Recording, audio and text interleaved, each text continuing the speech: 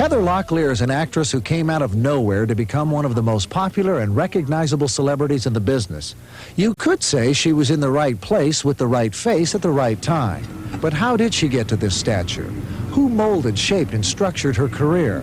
And how can they keep up the momentum? What's the genesis of this relationship? How did you two meet? I had gone down to a commercial acting class to find new talent. At the time I was with a talent agency and I was head of their commercial department, which I was just starting, and I was looking around for new faces. Heather was in this little commercial acting class learning how to do commercials. And I called her away and I said, "Are you an actress?" And she said, "No." And I said, "Would you like to be?" And she said, "No." Did I say no? Yeah. You had silly girl. Well, you had no interest. We kind of tricked her into it. We said, "Now, Heather, we'll do a commercial next week, and we'll do a little roll on chips next week. And take some acting classes in the meantime. You'll just go to class, and we'll just have a party." But you can still be a psychologist.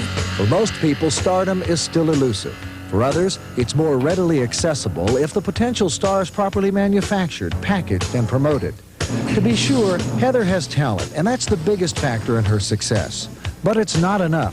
Behind every star, there are managers, agents, publicists, photographers, makeup artists, hairdressers, accountants, lawyers, secretaries, and a public that pays attention. We kind of moved along according to how Heather grew and how she felt, and it's been kind of a real natural progression, but we didn't design for Heather to be a star the day we started. I had a feeling about it. I'm not even sure if Heather did at that point. Once Heather made the decision to become an actress, there were decisions to be made as to the image she would project. The way we have it fashioned at the moment, I feel that the image is pretty widespread.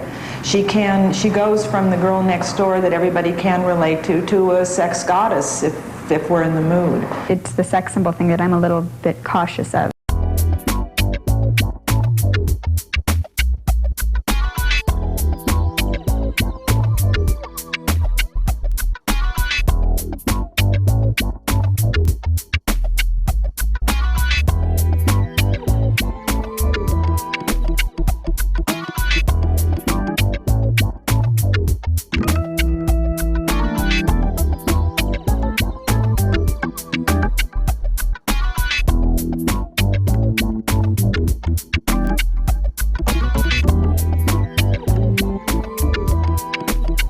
Yeah, I feel like I do contribute a great deal, both aesthetically as well as psychologically, to her image. I like to see her as Heather Locklear with these other personalities that they have deep inside of them. Sometimes it could be considered a fantasy, but more often than not, it's really something that I see in them.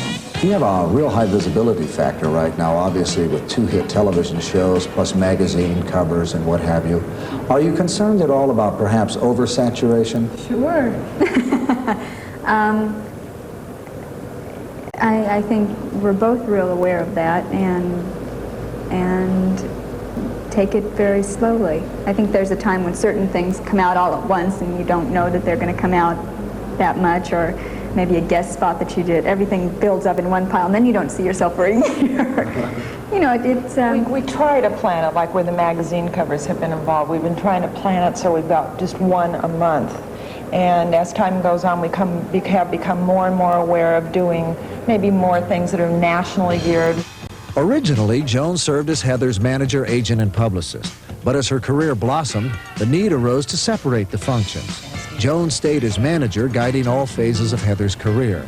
But an agent was hired to get Heather job opportunities, and a publicist was brought in to make her a celebrity. It's a group thing, and we all try to come to one conclusion that we all feel is right. And if there's a little, if someone doesn't agree, then it goes down to Joan and myself. They're going to have a problem on their hands. It ain't going to be ours. Okay. Okay, so then you'll do your 3 dynasties. They are in touch with each other, and we're working out some sort of a waiver situation, so whatever happens. Even though Heather has a blossoming television career, she and Joan have decided that feature films are the ultimate career goal. But beyond that, Wrinkles. Cut.